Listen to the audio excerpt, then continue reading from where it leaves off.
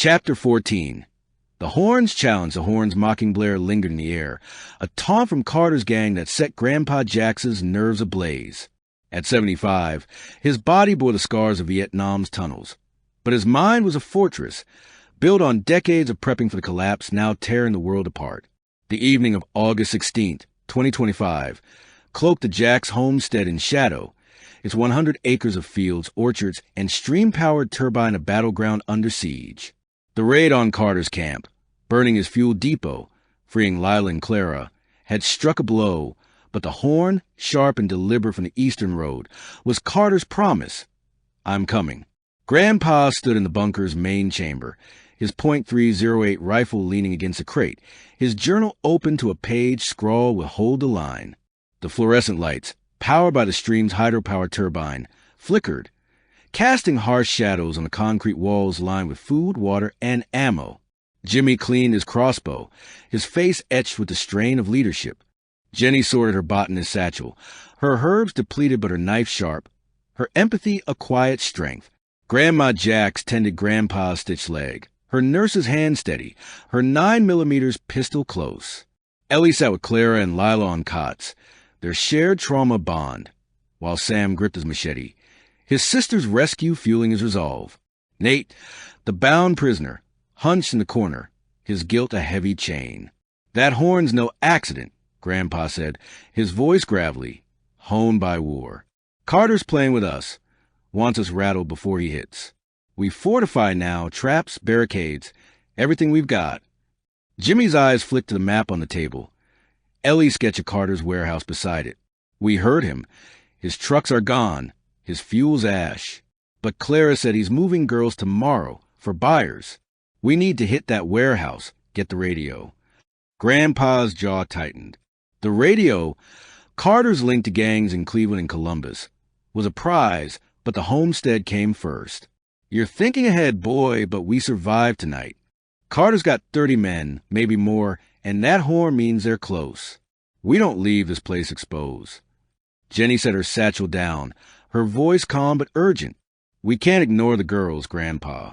Ellie, Clara, Lila, they're proof Carter's building an empire. If we don't disrupt him, he'll overrun us. Grandma tied off a bandage on Grandpa's leg, her voice firm. Jenny's right, but so's Grandpa. We hold the homestead, then strike the warehouse at dawn. Nate, what else do you know about Carter's plans? Nate's head snapped up, his eyes darting under the weight of their stares. I told you about the radio, the depot, but there's something else. Carter's got a stash, guns, ammo, explosives, in the warehouse basement. If you hit it, you could arm yourselves, maybe blow the whole place. Ellie's eyes narrowed, her voice sharp. Why didn't you mention this before? Nate's voice cracked. I was scared. Carter'd kill my sister if he knew I talked. But it's real. Basement's hidden, trapdoor under the office. I saw it once.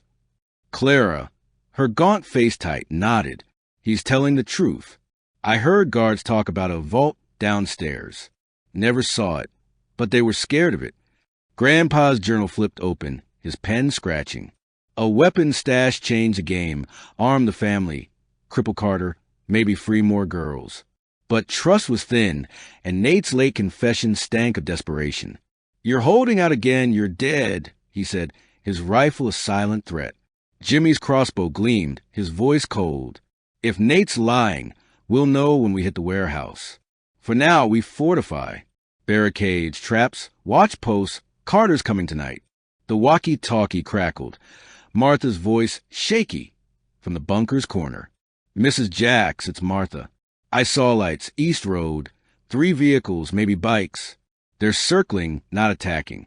Over. Grandma grabbed the walkie, her voice steady. Copy, Martha. Stay low, keep eyes on them. We're prepping. Over. Jenny's knife flashed, her resolve hardening. Circling means they're scouting our defenses. We need to make them think we're stronger. Decoys, maybe fires to confuse them. Grandpa's eyes lit with approval. Smart girl. We rigged decoys, barrels, old clothes, make em think we got more men. Jimmy, Jenny, Sam, with me, surface now. Grandma, Ellie, Clara, Lila, hold the bunker. Nate's your problem. Ellie stood, her bruises fading but her fire bright. I can fight if you need me. Grandma's hand rested on her shoulder. You will? Soon. For now, help me watch Nate and the girls. They climbed the hatch. The homestead feels dark under a clouded sky. The barricades, logs, steel, scrap, stood battered but defiant. The stream's turbine humming. Grandpa's traps hidden in the woods. The horn's echo lingered, a psychological jab. But Grandpa's Vietnam instincts were sharper. Jimmy, rigged decoys, stuffed clothes, set Em at the north fence. Jenny, Sam, reset traps east. I'll take the watchtower. Get eyes on those vehicles. Jimmy nodded, grabbing sacks and old jackets from a shed. Jenny led Sam to the east woods, her satchel light but her knife ready, resetting tripwires and snares. Grandpa climbed the watchtower, a wooden platform by the farmhouse, his rifle scope scanning the road. 3 vehicles, 2 trucks, 1 motorcycle, circle a mile out, their headlights flickering, red bandanas visible in the dusk. Testing us, Grandpa muttered, his walkie crackling. Jimmy status? Over. Decoys up, Jimmy replied. 5 men at the north fence. Look real from a distance. Over. Jenny's voice followed. Traps reset, east clear. Sam's holding up. Over. Grandpa's scope paused on a motorcycle, its rider weaving closer, a scout. He could take the shot, but it'd draw the others. Hold positions, he said. Let 'em come to us. Minutes passed, the vehicles slowing, their engines a low growl. The motorcycle rider stopped, raising binoculars, scanning the decoys. Grandpa's finger twitched on the trigger, but he waited. The riders shouted, and the trucks turned, heading east away from the homestead. They're pulling back, Grandpa said into the walkie. Doesn't mean they're gone. Regroup at the bunker. Over. They met underground, the hatch sealing them in. Jimmy's decoys had worked, but the horn's taunt and circling vehicles screamed Carter's confidence. Jenny set her satchel down, her face tense. They're playing with us, waiting for us to slip. Grandpa's journal opened, his pen marking Carter's tactics. He's got numbers, but he's cautious now. Our raid hurt him. That stash Nate mentioned, if it's real, it's our chance to arm up, hit his warehouse hard. Ellie's voice cut through, fierce. The sewer grate, east side of the warehouse. It's tight, but you can get in, reach the basement. I'd go myself if I could. Sam's machete gleamed, his voice steady. For Lila, I'll crawl through anything. Jimmy's crossbow rested on his shoulder, his eyes on the map. Dawn raid like we planned. Hit the sewer, get the stash, grab the radio, free who we can. Small team, me, Jenny, Grandpa, Sam. Grandma's pistol was out, her voice calm. I'll hold the bunker.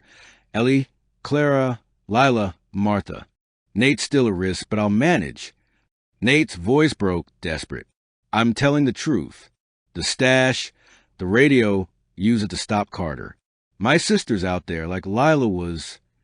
Jenny's empathy flared, her botanist's heart seeing Nate's pain. We'll check the stash, she said. If it's real, you've earned some trust. Grandpa's eyes softened, just a fraction. We move at dawn. Rest now, 2 hours, then watches. Carter's close, and that horn's his promise.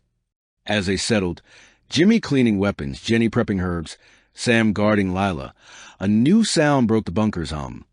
Not a horn, but low, rhythmic thump, like boots marching from the eastern woods.